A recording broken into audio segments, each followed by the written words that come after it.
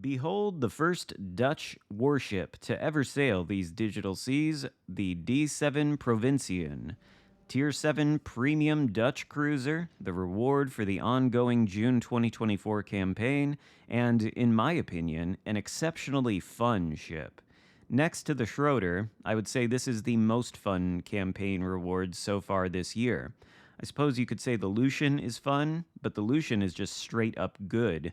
I wouldn't call the D7 Provincian, or the D7P as I'll call it, because I'm sure I'm butchering the name. I wouldn't call the D7P quite as effective as the Lucian. It's not on that level, but it is a fun ship, and it can get the job done. Of course, it also debuts a new mechanic to the game, namely the airstrike armament that I think a lot of people were worried would be overpowered before the patch was released.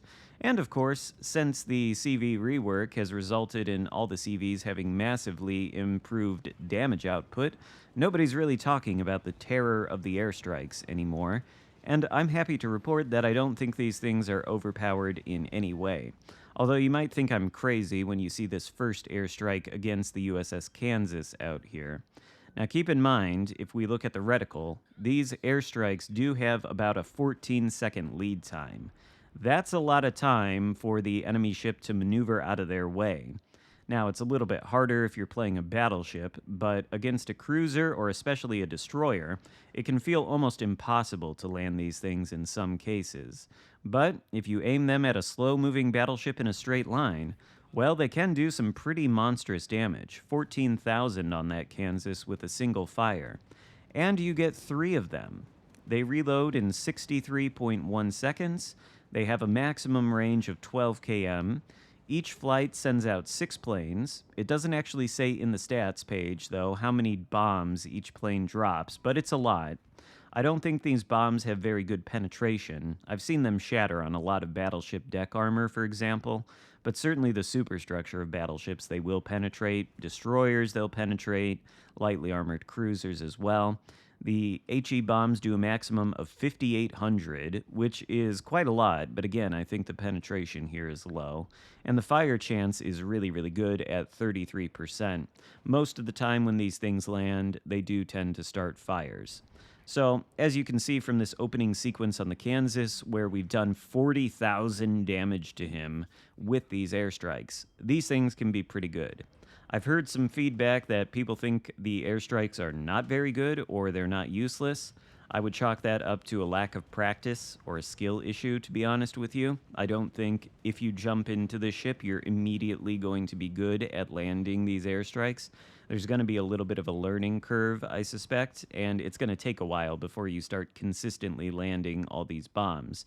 I just happened to have the benefit of practice before this ship was released, because I do often play on WoW's PC, and I own the Tier 10 Dutch destroyer Tromp on that game, which also has airstrikes, albeit with smaller reticle and with less lead time than this thing has. So not quite the same, but I'm practiced enough with that ship that I was able to get the hang of these airstrikes, I think, pretty quickly. Although you'll still see some examples in this match where I'm going to completely miss or land not too many bombs. Maybe this is an example here. No, actually, that was pretty good against that Colorado out there. There's another fire on him. Of course, we should talk about the rest of the ship's stats. Survivability, 33,800 HP. And, well, that's not a big HP pool, so it's a very non-tanky cruiser, let's say, especially if we look at the armor viewer. The thing is coated in 25mm plating everywhere, which can be overmatched by practically everything. We do have a 27mm deck, which is nice. That will allow this ship to tank some large caliber battleship guns at range, but I wouldn't really rely on it. And the Citadel is mostly waterline. It's also gigantic, and in the midsection of the Citadel, it actually extends above the waterline. I have been dev-struck at least once in this thing, so I think if it is spotted by a battleship in its broadside, no armor equals best armor is not going to apply here. I think you are going to be dev-struck, so you do need to be careful about where you place this thing on the map. Of course, it also has guns. There are 8 of them, 152 millimeters, so light cruiser guns. They have a range of 15.6 km, which is not super impressive. The reload time, likewise, even though I've built for it with the reload mod in the 4th slot, is also not impressive. 5.8 seconds. I mean, that's fine, but there's some cruisers at this tier that are a little bit better than that. And then the turret traverse time is fairly slow at 21.4 seconds. Maximum HE shell damage is 2,150, 11% fire chance. Both of those numbers, I think, are pretty good for a light cruiser. And the maximum AP damage is 3,000. Now, of course, the guns on this thing are decent. They can certainly do damage and get the job done. And I think the commander, who I should put up on the screen right now, I believe if you complete the campaign, you also get this commander. His name is Dorman, and a couple of his skills are interesting. They sort of work like Iakino's, where they tighten up the dispersion versus certain ships, specifically, I think, cruisers and destroyers, and they also give you a slight damage increase versus those ships. So the damage output from these guns feels fine to me. You can see against the Palo Emilio, they're doing an okay job when they don't hit his 50 or 60 millimeter armor plate and shatter. And we should be able to take out the Palo Emilio, even though he is going to smoke up here. Maybe it's going to take a second. Other stats on the ship, well, the CV is dead in this game, and so this has become a non-CV game quite quickly. But while the CV was alive, we did shoot down 15 planes. And if you look at the AA stats page on this thing, you're going to see it has an aggregate rating of 90, which just goes to show you that these aggregate numbers are pretty much meaningless, because I think this cruiser probably has the best AA at Tier 7, or at least some of the best. It's the only ship so far in this update that I've actually gotten a Clear Skies medal with, and that, of course, requires 40 planes to be shot down now. I've gotten the Clear Sky medals in this ship at least twice, and the only other ship I've managed to do that with is the Des Moines with the DFAA consumable. Speaking of which, we do have 2 charges of the DFAA consumable. We've got a regular cruiser heal base with 3 charges, kind of unusual. I think most cruisers get 2. And then we've got 2 charges of a regular 8% engine boost, which is good because the maneuverability on this ship isn't exactly impressive. It's got a top speed of 34.2 knots, which I think includes the Epic Booster of Battle Propensity flag. It might be more like 33. In any case, fairly pedestrian average speed for a cruiser. The engine boost helps a little bit, but this thing does seem to lose a lot of speed in a turn, and it feels like it's a lot slower than 34 knots most of the time. Even with the engine boost active, it's not going to be blowing you out of the water with its incredible speeds either. The rudder shift, likewise, is pretty bad at 9.1 seconds. Fairly long rudder shift time. We're going to see it come in not handy, but the opposite of that shortly when we run into a Plymouth. This game, by the way, is fairly close, and we are going to end up going down due to getting caught between this Plymouth and Brandenburg. However, we do need to talk about the concealment still. We've got an 8.4 kilometer detectability range by sea, which may be the very best cruiser detectability at the entire tier. I'm not 100% sure, but I think it is. Of course, the only way we actually achieve that number is by using Mikawa and Swirsky as inspirations on the commander. I suppose you could use other things, but I think having this kind of crazy concealment is an advantage, especially since we don't have a lot of armor, and we can use these airstrikes from stealth to deal a good amount of damage. But how does this ship play? Honestly, I think it plays pretty much like every other light cruiser in this game, except with a little bit of a twist in the form of the airstrikes.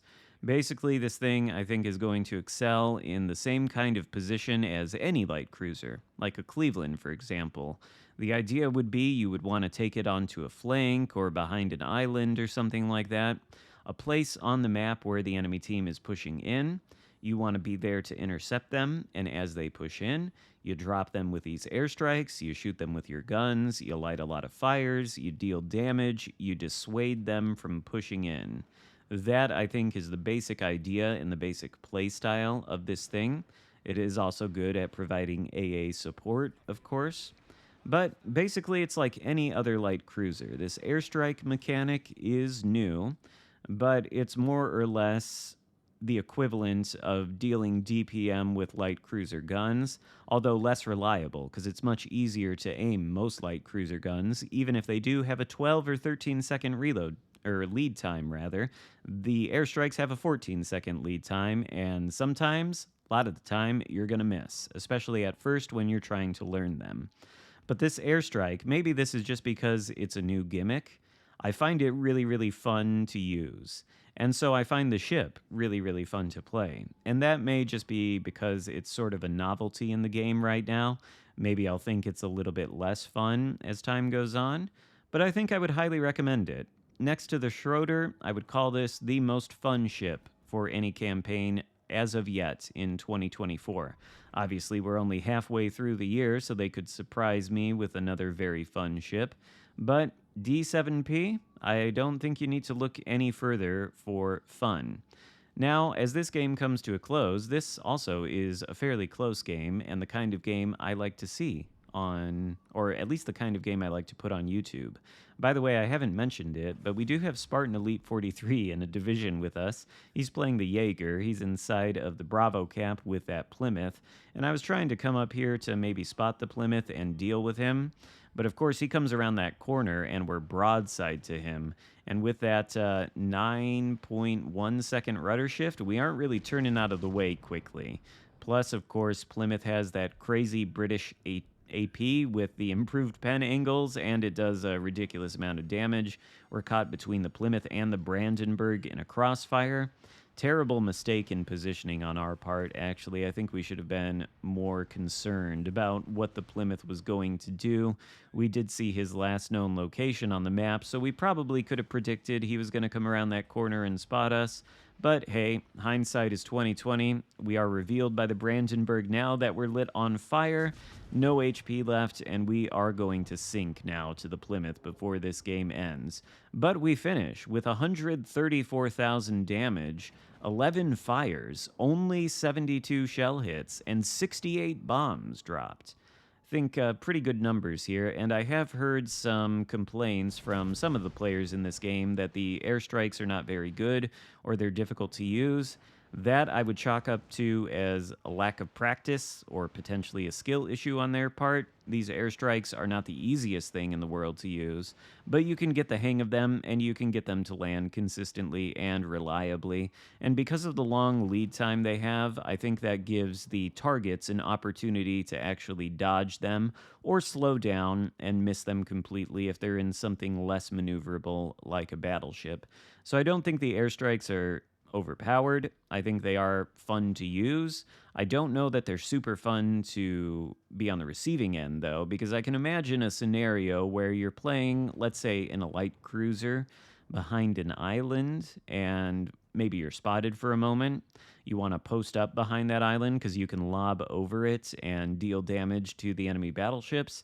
And then you've got a D7P wandering around, and he can drop you with those airstrikes to sort of dissuade you from holding that position. Maybe that is a little bit problematic, but I don't know. I don't think it's that big of a deal. Again, these things have a limited range. It's a 12 km range on the airstrike. They have a 14-second lead time, so there is opportunity to dodge, and you do get to see them coming at you. In other words, I think this is a ship well worth pursuing. If I didn't have the ship already, I would certainly be buying the Admiralty backing and grinding this campaign. If anything, it is quite a unique ship in this game. There's nothing else quite like it now.